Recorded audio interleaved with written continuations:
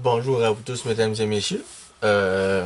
Aujourd'hui, je vais vous parler encore de jeux vidéo et je vais vous parler d'une entreprise qui a sauvé l'avenir du monde du jeu, l'avenir du monde du jeu vidéo et tout le monde, je pense que tout le monde, je pense, qu'ils peuvent savoir euh, quelle industrie a sauvé l'avenir du monde du jeu vidéo et qui a fait en sorte que le monde du jeu vidéo est ce qu'il est aujourd'hui. Et c'est grâce à cette entreprise qu'on va appeler Nintendo.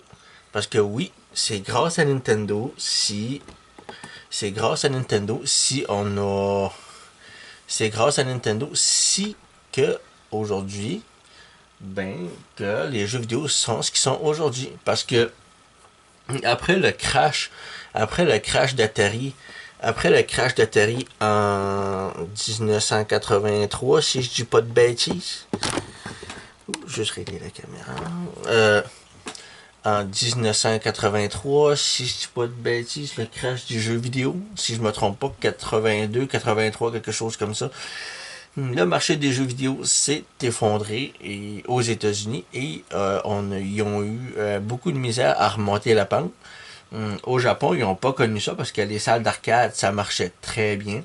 Et c'est là que le président de Nintendo of Japan s'est dit ah, les arcades marchent super bien, mais c'est pas tout le monde, c'est pas tous les Japonais qui peuvent dépenser des yens dans des bornes d'arcade parce que oui, l'argent au Japon c'est des yens, ils appellent ça des yens si je me trompe pas. Ils calculent ça en yens, du que nous chez nous on calcule ça en dollars. En fait, Nintendo s'est dit les bornes d'arcade ont l'air à marcher très bien, puis c'est pas tous les Japonais qui peuvent dépenser des yens dans des bornes d'arcade. Fait qu'on va concevoir une console de jeu puissante qui sera pas dépassée avant au moins 3 4 ans. Au moins 3 4 ans, 4 à 5 ans maximum. Nintendo voulait vraiment y aller. Le président de Nintendo of Japan voulait vraiment y aller très fort. Et au lieu d'aller vers une console 8 bits, Nintendo of Japan, le président, avait déjà voulu commencer par une console 16 bits au lieu d'une console 8 bits. Mais d'après ses associés qui travaillent avec lui, ça coûterait vraiment trop cher le coût des composants pour fabriquer une console 16 bits. Puis ce serait pas sûr que d'un coup la console finie puis commercialisée, que ça va être tout le monde qui va voir acheter une console 16 bits qui serait hors de prix pour les consommateurs. C'est pour ça que le président de Nintendo of Japan, monsieur, je pense que c'est monsieur Hiroshi Yamauchi, quelque chose comme ça, je me rappelle plus. Et il aurait dit bon, ben on va couper la poire en deux. Au lieu, au lieu de concevoir une console 16 bits, on va concevoir une console 8 bits. Une console assez puissante qui ne sera pas dépassée avant au moins 3 4 ans ou 4 ou 5 ans. Monsieur Yamauchi, le président de Nintendo, elle voulait vraiment, vraiment, vraiment y aller très fort sur ce côté-là. Puis, il a fait appel à ses ingénieurs et concepteurs.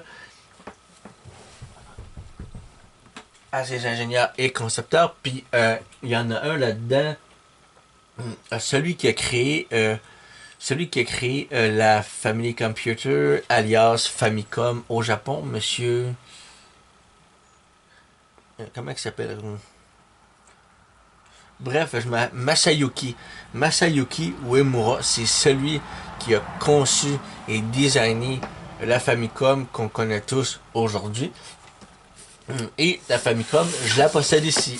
La vraie de vraie, c'est pas un clone, c'est pas une fausse, c'est pas une pâle imitation, ni une copie médiocre.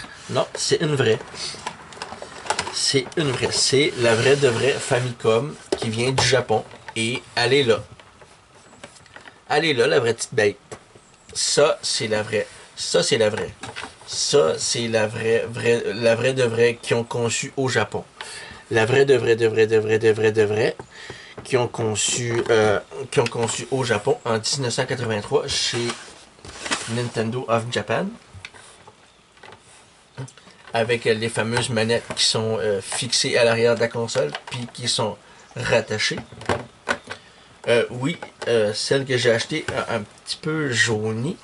À l'époque, les plastiques qui coûtaient là moins cher au Japon, c'était le rouge et le blanc. Fait que le fait d'avoir une console rouge et blanche, c'était quand même assez suffisant.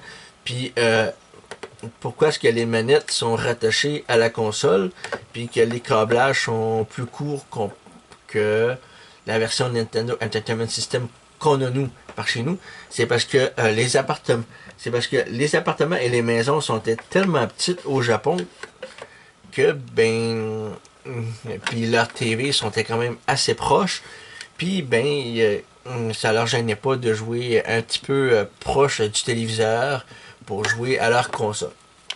Puis du coup, ça limitait les coûts aussi de longueur de câble. Puis ça limitait les coûts pour la longueur du câble aussi. Puis à l'époque, ça venait avec un bloc d'alimentation qui ressemble quand même assez étrangement à la version qu'on a. Elle est quand même un petit peu lourde. Puis là, pour la vidéo et l'audio, au Japon, c'est ça qu'ils ont fait. On branchait ça derrière le téléviseur. Puis on insérait ça derrière la console pour avoir de l'image et du son. Puis les manettes, écoutez, les manettes sont carrément fixées après la console. La manette numéro 2.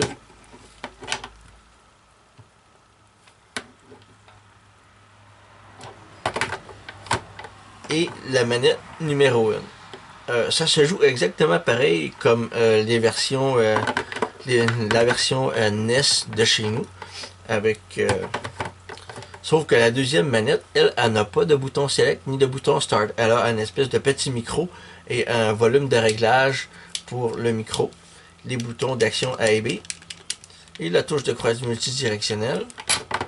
Pour la manette numéro 2. La manette numéro 1, ça ressemble exactement à celle qu'on a ici, avec la touche de croix multidirectionnelle, les boutons Select et Start, et les boutons d'action A et B. Puis la prise en main est exactement pareille comme pour nos manettes de chez nous.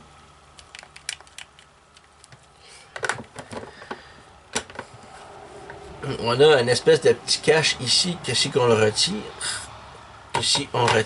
il y a un port ici, puis celui-là, servait à insérer une espèce de pistolet, un pistolet japonais qui ressemblait à un pistolet de cowboy, que nous, on n'avait pas ici par chez nous.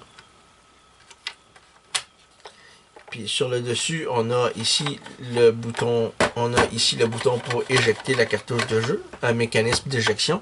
On a le bouton Reset, le bouton Power. À l'arrière, ici, on a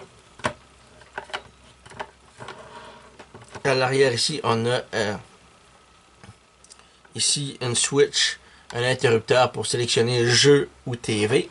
On a ici une switch pour sélectionner le canal 1 ou le canal 2, parce qu'au Japon, oui, c'était le 1 et le 2, alors que nous, c'est le 3 ou le 4. Mais généralement, nous, c'était le 3. Là, une sortie RF ici.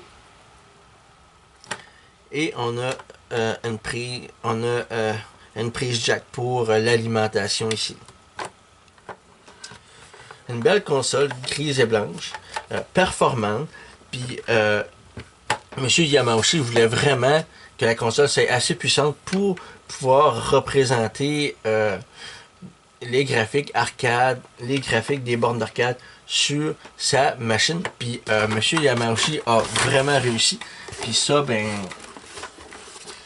c'est quelques cartouches de jeu. Ça, c'est quelques cartouches de jeu Famicom qui sont à l'époque comme ça. En fait, je vais juste vous en montrer 3 pour vous de tout vous les montrer. J'ai un petit jeu classique ici. Tennis. Juste un petit jeu de tennis normal. On a Ice Climber. Et Super Mario Bros, la version japonaise. Et on insérait les cartouches sur le dessus de cette façon-là.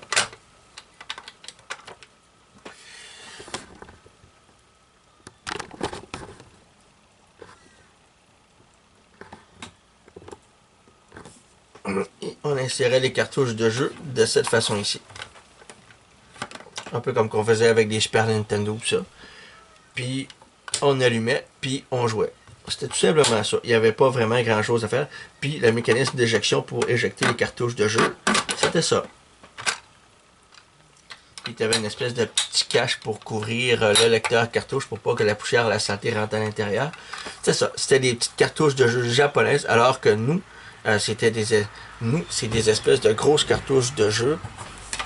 Alors que nous, par chez nous, c'est des espèces de grosses cartouches de jeu comme ça. Puis comme vous voyez la différence,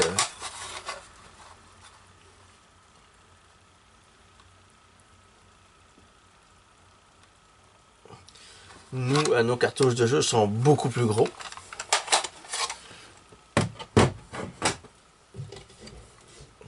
Mais Nintendo était quand même assez avancé sur son temps parce que les graphismes sur borne d'arcade étaient vraiment, vraiment très réalistes et sont vraiment similaires.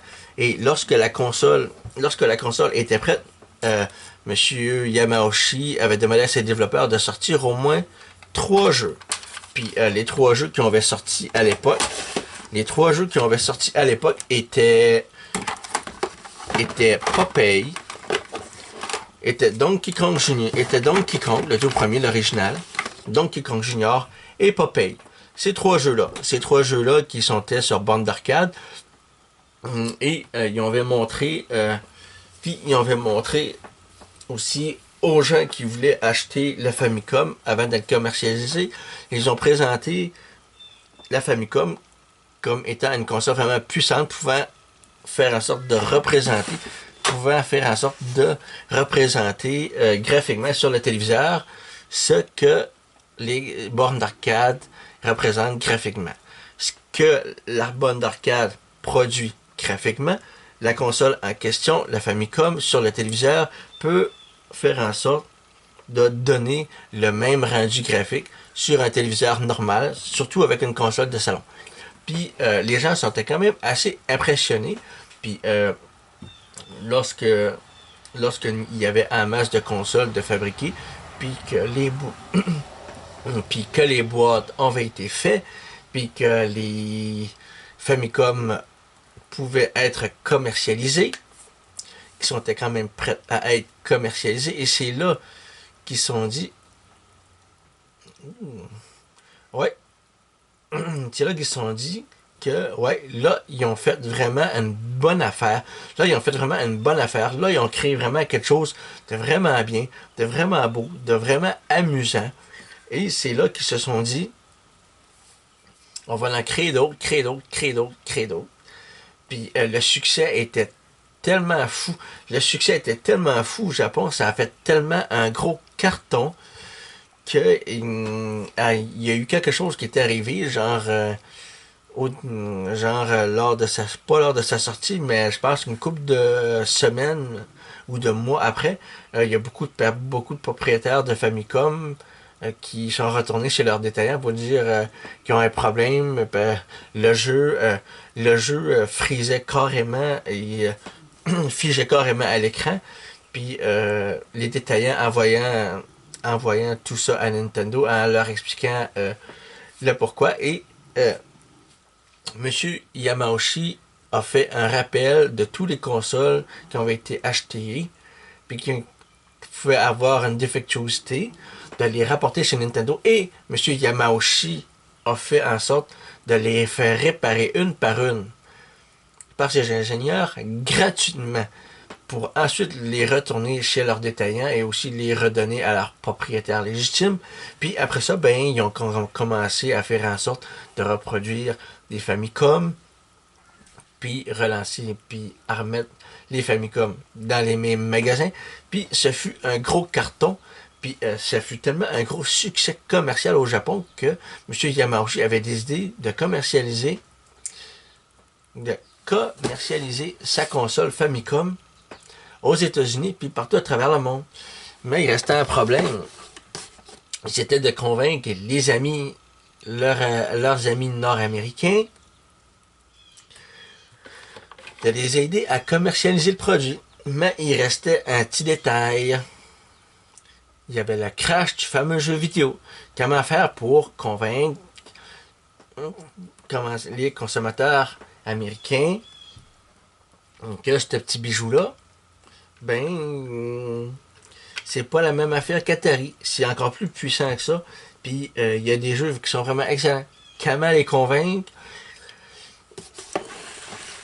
Ils se sont fait. Puis, il a formé aussi une... puis il a fait aussi, il a ouvert une industrie Nintendo chez Nintendo of America en engageant des employés américains qui pouvaient travailler pour Nintendo pour réussir à commercialiser leurs produits. Et ils ont accepté avec plaisir. Puis lorsque chez Nintendo of America, les employeurs de Nintendo sont arrivés, quand M. Yamauchi est arrivé avec sa machine, avec ses concepteurs et ses ingénieurs, dans la salle de réunion de chez Nintendo of America, avec les employeurs chez Nintendo, qui vont travailler pour Nintendo of America, puis qui ont vu ça sur leur télévision, puis qui ont vu que les graphismes étaient excellents, puis que les jeux sont intéressants, et ils sont vraiment, vraiment, vraiment très intéressés à commercialiser le produit. Mais il restait un petit détail. C'était de faire en sorte de changer l'aspect de la console, parce qu'une console comme ça, c'est pas sûr et certain que les Américains vont apprécier le design, puis le fait de jouer avec une petite machine japonaise comme ça. Les Américains, c'est des gens qui adorent les grosses machines massives, gros, vraiment américains, fully power, comme on dit. Puis, c'est là qu'ils se sont dit, c'est là que M. Yamauchi a dit, j'accepte à la seule condition que la machine reste puissante comme qu'elle est là, puis qu'il n'y a rien qui change. Puis c'était d'accord avec les gens qui travaillaient chez Nintendo of America, puis qui allaient travailler très fort pour concevoir le design d'une console pour faire en sorte que le produit japonais puisse être un produit Nintendo of America, puis faire en sorte que les produits se vendent.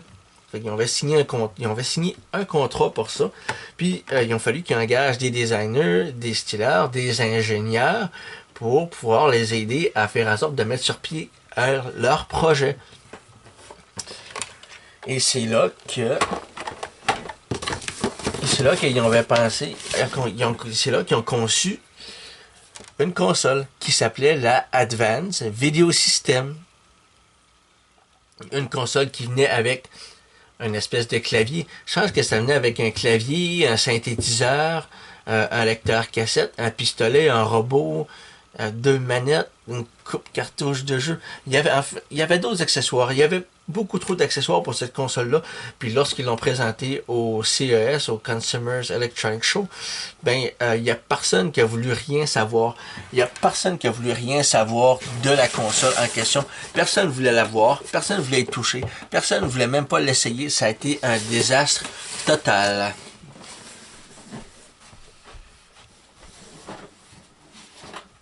Ça a été un désastre monumental. Et lorsqu'ils sont retournés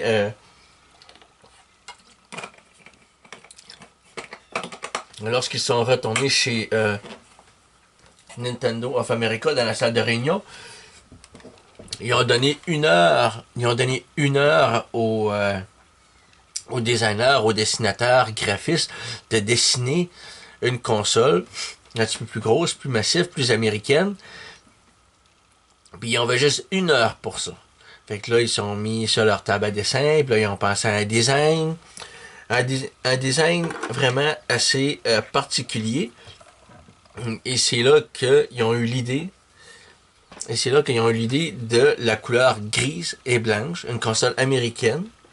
Et c'est là que le design de la NES va prendre forme Et c'est là que... Eh oui, c'est celle-ci.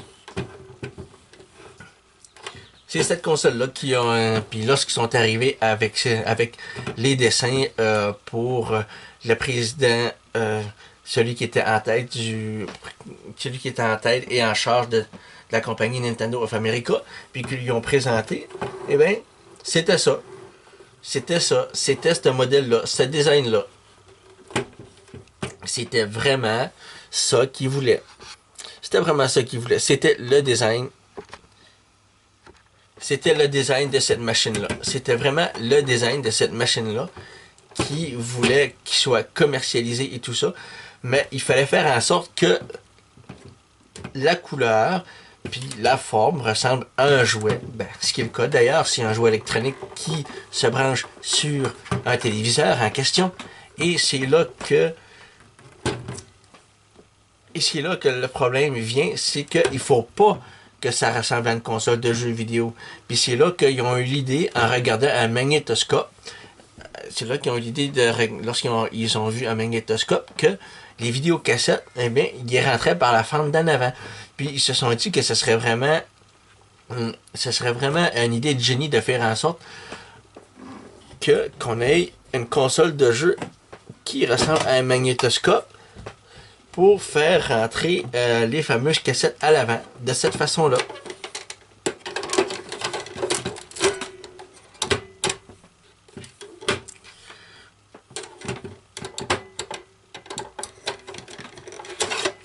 De cette façon-là.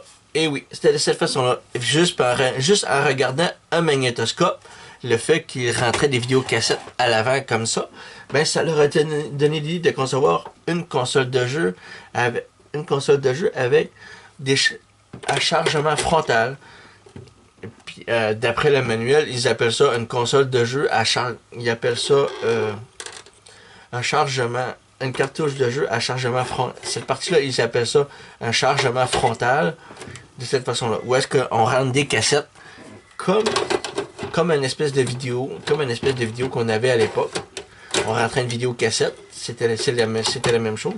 Puis c'était comme ça qu'on rentrait des cartouches de jeu pour la console.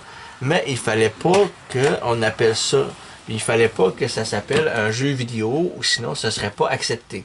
Il fallait qu'ils trouvent un nom qui puisse intéresser vraiment, qui puisse genre un vrai tape à l'œil pour donner une chance à la petite bébelle qui est là d'être commercialisée.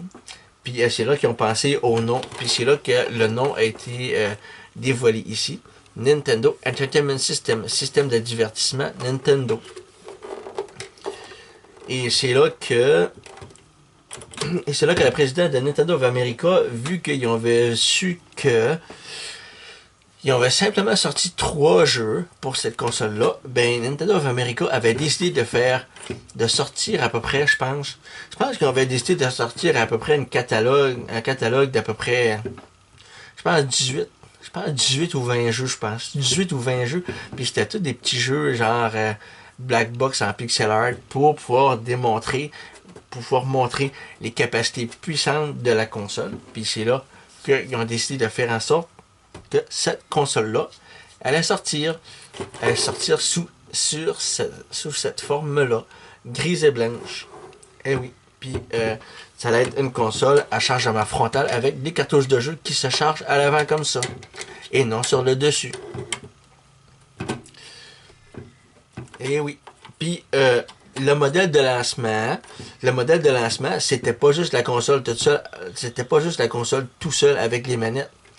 C'était la console en question avec toute la documentation, les manuels d'instruction, les posters et tout ça. À l'époque, ça venait avec le bloc d'alimentation,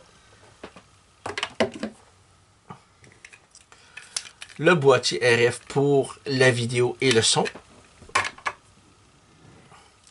les fameux câbles RCA qui, pour ceux qui se rappellent pas, se branchaient sur le côté de la console et se vendaient avec un pistolet gris. J'ai la version grise à la maison et moi j'ai emmené le pistolet orangé que tout le monde connaît et doit être familier avec. et aussi 2 manettes. Cela venait avec 2 manettes qui sont vraiment très beaux, très simplistes et très technologiques aussi. Et ça venait aussi avec un robot. Un robot avec une espèce de petit moteur qui faisait virer la toupie. Ça venait avec 2 toupies, puis ça venait avec genre 2 espèces de plateaux, des plateaux avec des plateformes noires, puis des plateaux avec des plateformes rouges et bleues, où est-ce qu'on pouvait brancher, où est-ce qu'on pouvait planter une manette dans une espèce de support manette, qui était juste au bout des espèces de plateformes rouges et bleues. Non, c'était vraiment le gros kit avec 2 jeux qui s'appelaient Dokkan et Gyromite, puis Dokkan qui se jouait avec le pistolet en question et Gyromite qui se jouait avec le robot que je ne possède pas, puis que je ne pense pas posséder parce que c'est pas vraiment mon intérêt. Puis il y a eu plusieurs accessoires plus tard qui se sont vendus avec. Puis il y a eu des accessoires plus tard qui se sont ajoutés pour profiter de la console, c'est-à-dire un NES Core, un espèce d'adaptateur où est-ce que tu pouvais brancher plusieurs manettes pour jouer à 4 joueurs, si je me souviens bien. Puis, tu avais le NES Satellite qui faisait la même job que le NES Force Core, mais c'était infrarouge, c'était sans fil. Tu avais le Power Pad, une espèce de tapis que tu branchais sur ta console, puis tu pouvais jouer à des jeux qui te permettaient de jouer avec le tapis. Tu avais aussi la U-Force, si je me trompe pas, un accessoire comme ça, puis c'était pas tellement un accessoire vargeux. T'avais le Power Glove qui était juste de la pure merde. Le pistolet qui était juste sensationnel. Puis t'avais aussi le robot qui était pas très vite non plus pour faire en sorte de tout capter qu'est-ce qui était sur la télévision, puis qui était pas très vite pour pouvoir t'aider dans le jeu Gyromite. Puis tu avais un accessoire en question, un accessoire que j'ai bien aimé à l'époque, que je ne connaissais pas quand j'étais petit, mais que j'ai connu plus tard à l'adolescence, et c'est celle-ci. C'est le NES Advantage.